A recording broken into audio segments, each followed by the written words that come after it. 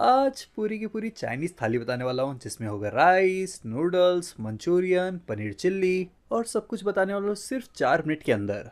मतलब बताने में सिर्फ 4 मिनट नहीं लगेगा, बनाने में तो काफ़ी वक्त लग जाएगा। वैसे देखो शुरुआत कहाँ से करनी है कि लेना है बहुत सारा उबलता हुआ पानी और फिर पानी उबलने के बाद डाल दो इसमें नूडल्स।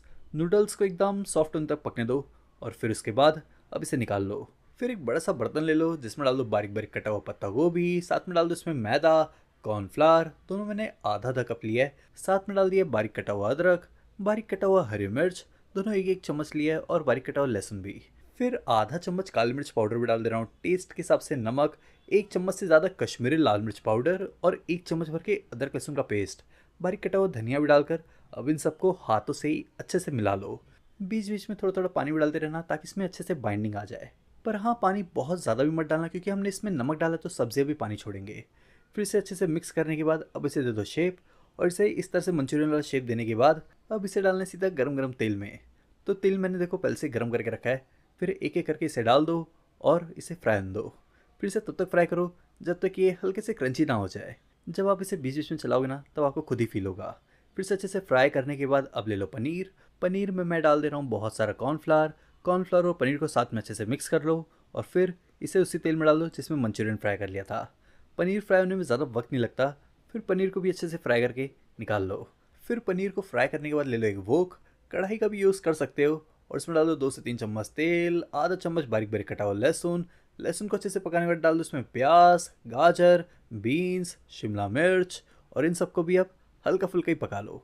सबको मैंने मीडियम साइज़ में काटा है और अब मैं इसमें डाल दे रहा हूँ राइस। हाँ, पहले मैं फ्राइड राइस ही बना रहा हूँ। फिर राइस को बाकी चीज़ों के साथ अच्छे से मिलाने के बाद डाल दो टेस्ट के हिसाब से नमक, टेस्ट के हिसाब से काली मिर्च पाउडर और इन दोनों को भी मिला लो। फिर इन दोनों को भी मिलाने के बाद डाल दो आखिर में बारीक बारीक कटा हुआ धनिया या फिर प्याज के पत्ते भी डाल सकते हो और फिर इसे निकाल लो।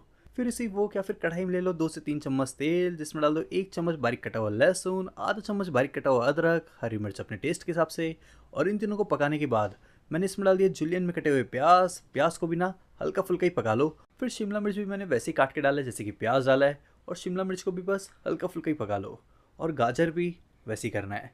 फिर गाजर वाजर पकाने के बाद डाल दो इसमें अब पत्ता गोभी। सभी सब्जियों को मैंने एक जैसे ही काटा है और इन सबको हल्का फुल्का पकाकर बस इसमें डाल दो नूडल्स जिसे उबाल लिया था। और फिर इसके बाद डालना है टेस्ट के हिसाब से नमक, आधा चम्मच काली मिर्च पाउडर, एक चम्मच भर के चिली सॉस और थोड़ा सा सोया सॉस लगभग आधा चम्मच और थोड़ा सा विनेगर डालकर अब इन सबको भी मिला लो। विनेगर की जगह नींबू भी डाल सकते हो। फिर इन्हें निकाल लो।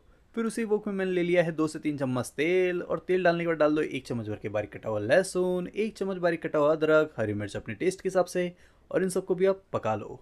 फिर इन सबको पकाने के बाद अब मैंने प्याज और शिमला मिर्च बड़े बड़े टुकड़ों में काट के डाला है। शिमला मिर्च और प्याज को हल्का फुल्का पकाने के बाद डाल दो इसमें पानी। पानी ज़्यादा नहीं, आधा कप ही डाला है और 1 चम्मच भर के चिली सॉस, आधा चम्मच सोया सॉस और थोड़ा सा विनेगर या फिर नींबू का रस भी यूज़ कर सकते हो। फिर इन्हें मिला लो और इन्हें मिलाने के बाद जब इसमें उबाल आ जाए तब डाल दो इसमें काली मिर्च पाउडर, नमक और फिर पनीर भी अभी डाल दो। फिर पनीर को एक बार इसमें हल्का फुल्का मिक्स कर लो और सबसे आखिर में डाल दे रहा हूँ कॉर्नफ्लावर का स्लरी। हाँ, इसे मैंने पहले से बना के रखा था। 1 चम्मच कॉर्नफ्लावर के साथ 1/4 कप पानी। फिर आखिर में बारीक कटा हुआ धनिया डालकर अब इसे भी निकाल लो। वैसे तो ये वाली काफ़ी बेसिक चाइनीज़ थाली है, लेकिन अगर आपको और ऐसी रेसिपी चाहिए तो कमेंट करके ज़रूर बताना। साथ ही साथ वीडियो को लाइक